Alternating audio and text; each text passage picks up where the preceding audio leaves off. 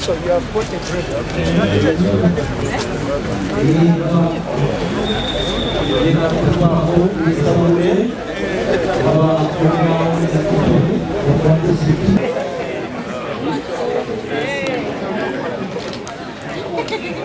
Bagezi simbula. Yes, simbula. Njagala nnyo.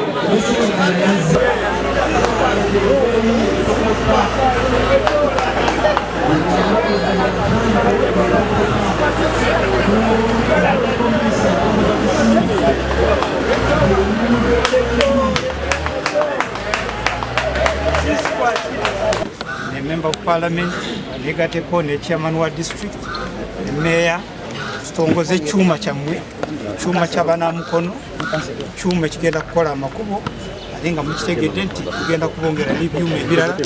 Don't want to leave any road unmade in Mukono. Thank you so much.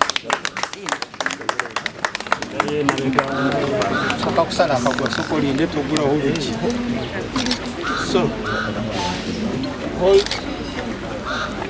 on behalf of the government, on behalf of the local government sector, and on behalf of the municipality and the people of Mukono Municipal Council, it's my pleasure and privilege to now commission and launch the grader, the new grader for this municipality. Congratulations.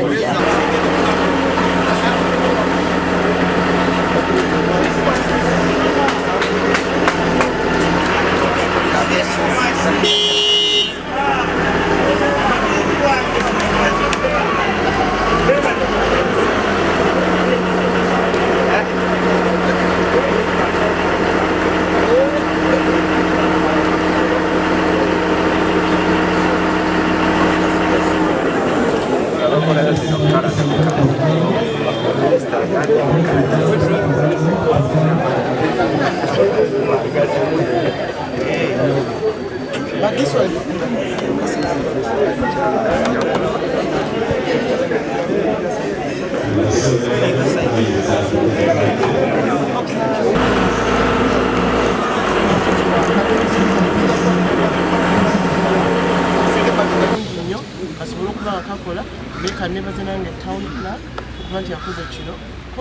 Abantu bangi bakunganya ssente ezikola mu makubo ga disitulikiti bagenda kikoze kyokiri era yongera okukunganya twongere n'ebirala ate naffe mashini tukozese bulungi tusobole okuba nga tusobola okutambula n'okubona mu makubo abantu bafune engeri gye batambuzamu ebyamaguzi n'ebibuga byaffe kubirongoosa mbayozayoza mu kulika okufuna n'okwegulira ekyuma ekirungi kino Komatsu kyuma kya mulembe era nkolayo mu Japan kyuma kiba kigumu nnyo mwebala okukuuma kiri kyemwasooka nakyo bwe kiba nga kikyali mu mbeera ennungimu oya kukimpa waliwo abali bubi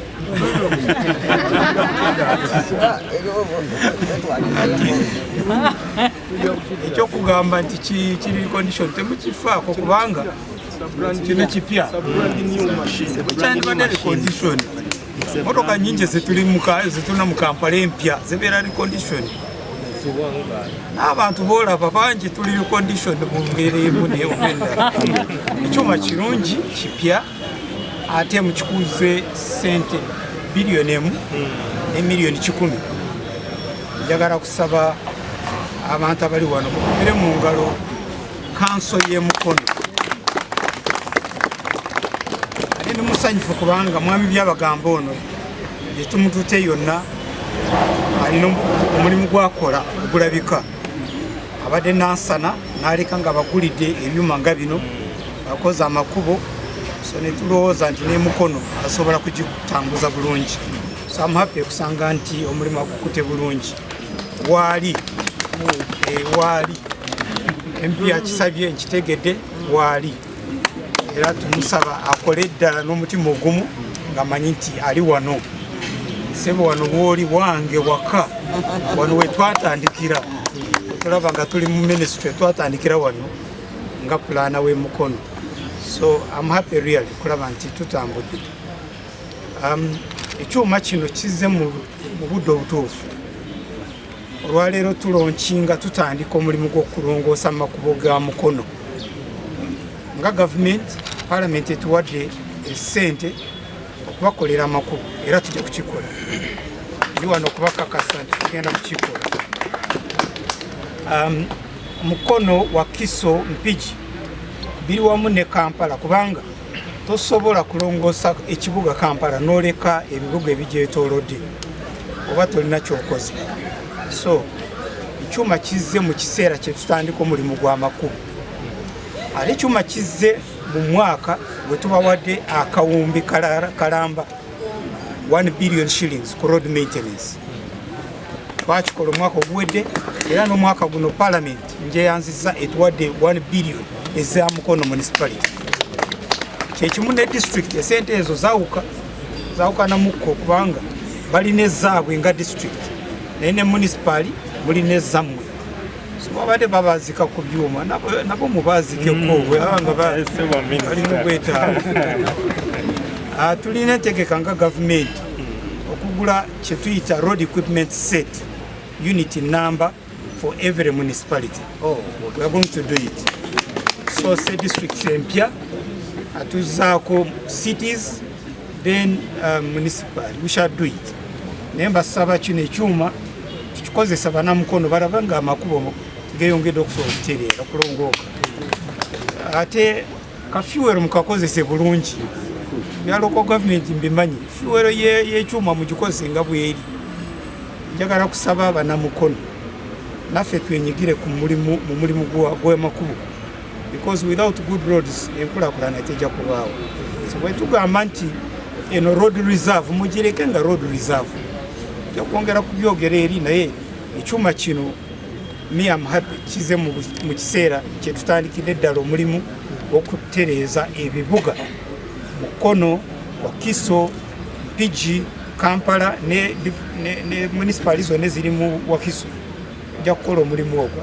You will give me a report manye kilomita meka zetugenda okukola. Of course twandibawadde ebyuma ebirala naye kati mulina ekyammwe okusinga okupangisa okusinga okulindirira eri. So there is no reason Mukono municipality obutakola amakubo gaabwe. You have the money, you have the good stuff, you now have the machines, you have the hard working population, and you have a good member of parliament. Muwera, okujjako nti engalo zaawukana naye she's good. She's a good member of parliament. We'll immediately go straight to the remarks by the town clerk. Is that so? All right. Okay. Kone uziza bannamawulire abakamera ennene n'ab'obutoki mwekubireko mu ngalo bannamwe omulimu gukoze. Town clerk, Honorable Minister for Kampala and the Honorable Minister for Local Government are all here. The ceremonial handover. Sebo contractor tumusaba mumubuulire mulimi lwategeera omulimu akole muyonjo mukyonheyaya onimbye nnyo njagala kunkubya njagala kunnemesa mirimu bannaye bannamukono. Ceremonial handover yino yegenda maaso abalina obugalo mu butukubireko. Wow. Thank you very much. The town clerk, the Honorable Minister for Local Government, and the Honorable Minister for Kampala. Bachimaliriza. Ekintu kiwedde. Ekyenguudo mukono ekiwanise. Ekyo kiwedde. Ssentebe ne Meya, ssentebe wa district ne Meya. Mubawadde yagenda okulima oluguudo asayininga. Ayogera lusonga lwereere tulina kubisobola. Mutuwe mu bwandakiika. Meya ne ssentebe babongedde ki? Please renew emyaka emirala ng'emeka giikyo. Myaka giikyo.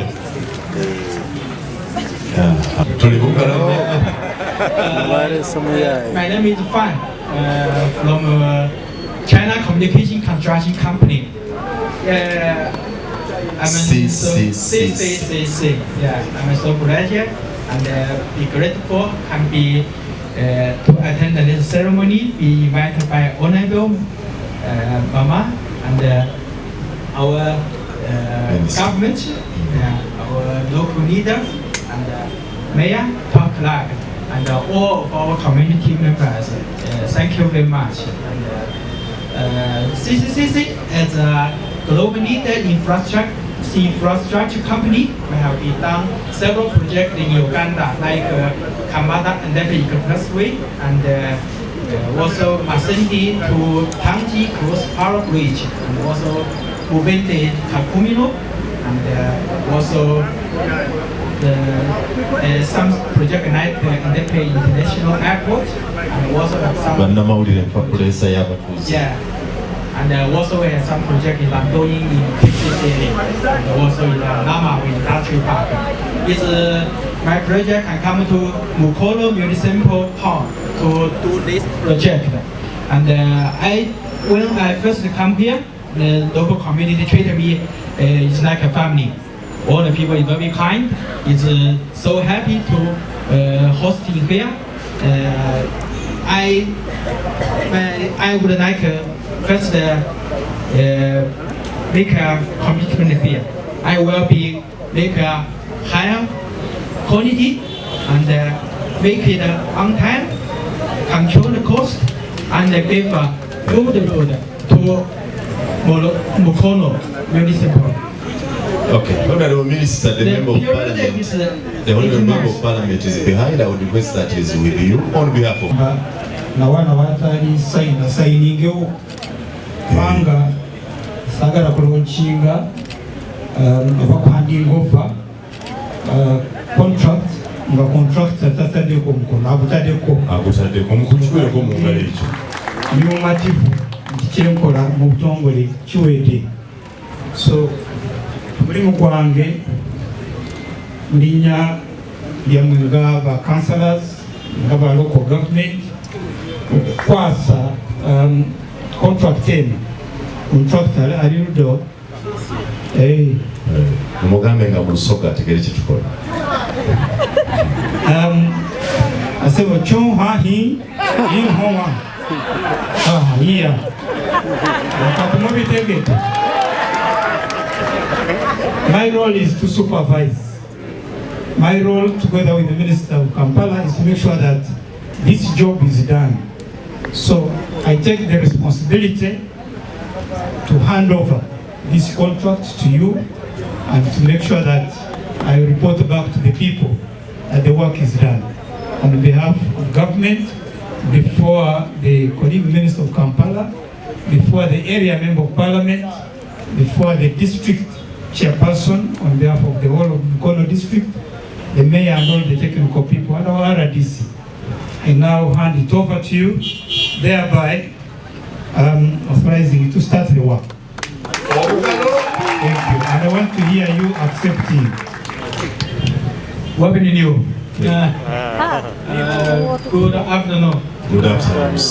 Tubadde nga tugende Kampala ng'omukyalo oyo saawa emu abatulinze mu office to talk about these projects of Greater Kampala. Mukubireko mu ngalo. Bannange abali wano, Mukono is becoming great. Fana tuvuganya tetumanyi anaava. Twaga twagala okwebaza gavumenti ya Uganda Sabo Minister olw'okuba tetuyombedde mu kkubo ne mukkirizo tuwa support eno yonna.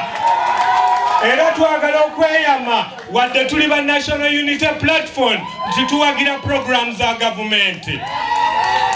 Minister tetujja kuyiwayo naye twagala okulaba modo mukono.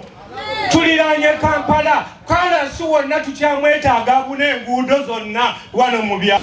Today is a special day for Mukono, and we really thank you, Honorable Ministers, for gracing this day. We are here Lero for two functions. One is to commission the grader. Honorable Minister, we really thank you for gracing this occasion and for commissioning our grader. Honorable members, our grader is commissioned for use. Honorable Minister, as we said there, the grader is homegrown. We used our local funds to purchase that grader. The grader cost 1,100,000 shillings. We have so far paid half of that